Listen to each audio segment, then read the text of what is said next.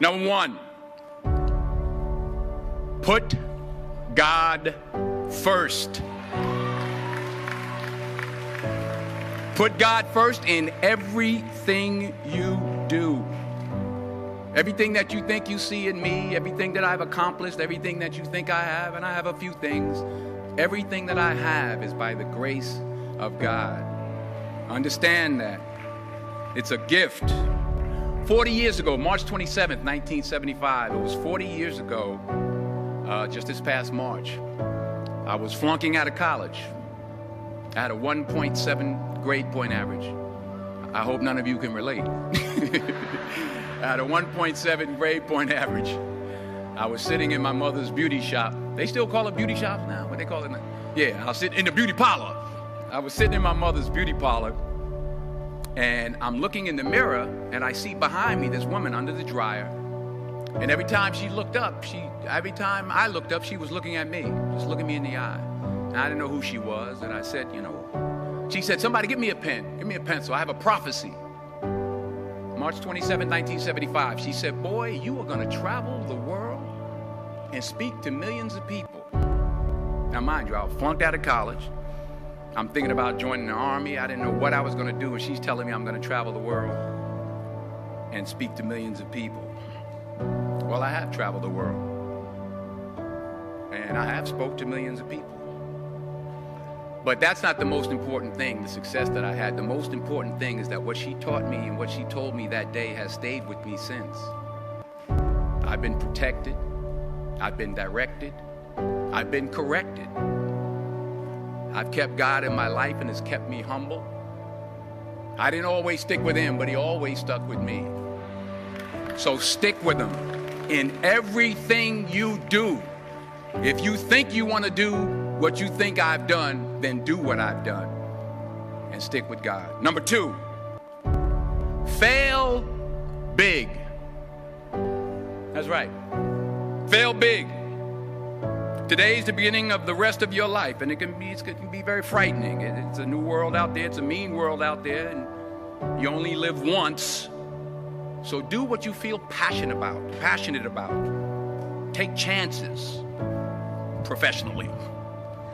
Don't be afraid to fail. There's an old IQ test, was 9 dots, and you had to draw 5 lines with a pencil within these 9 dots without lifting the pencil. The only way to do it was to go outside the box. So don't be afraid to go outside the box. Don't be afraid to think outside the box. Don't be afraid to fail big, to dream big. But remember, dreams without goals are just dreams, and they ultimately fuel disappointment. So have dreams, but have goals. Life goals, yearly goals, monthly goals, daily goals. I try to give myself a goal every day. Sometimes it's just to not curse somebody out.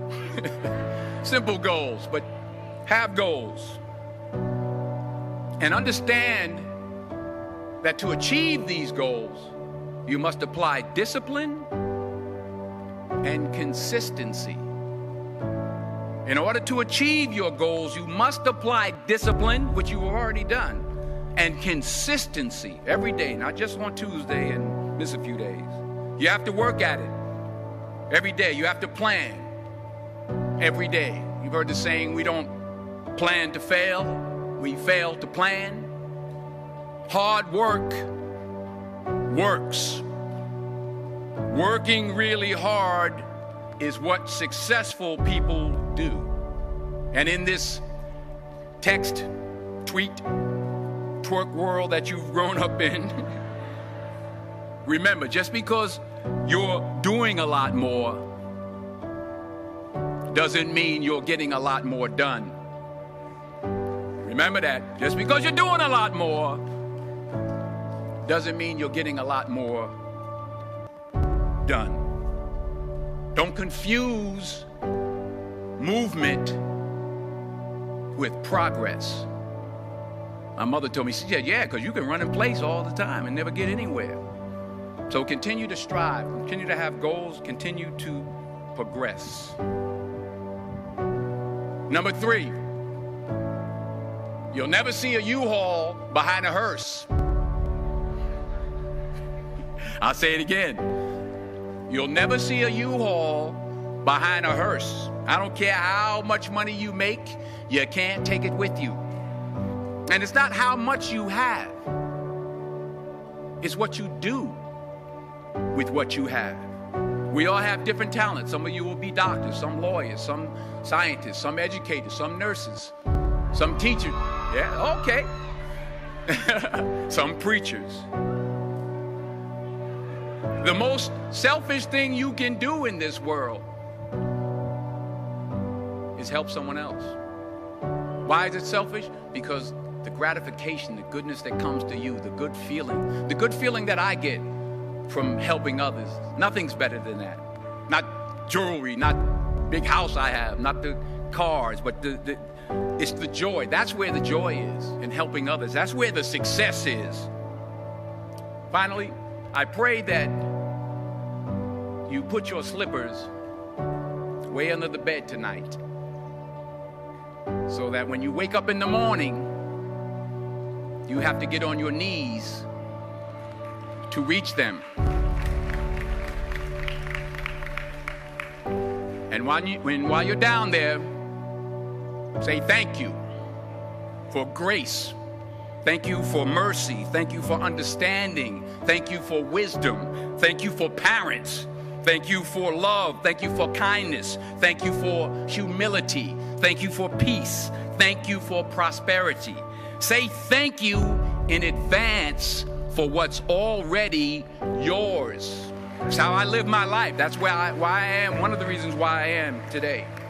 Say thank you in advance for what is already yours. True desire in the heart for anything good is God's proof to you, sent beforehand to indicate that it's yours already. I'll say it again. True desire in the heart, that itch that you have, whatever it is you want to do, that thing that you want to do to help others and to grow and to make money, that desire, that itch, that's God's proof to you, sent beforehand already to indicate that it's yours. And anything you want good, you can have. So claim it. Work hard to get it. When you get it, reach back. Pull someone else up. Each one, teach one. Don't just aspire to make a living. Aspire to make a difference.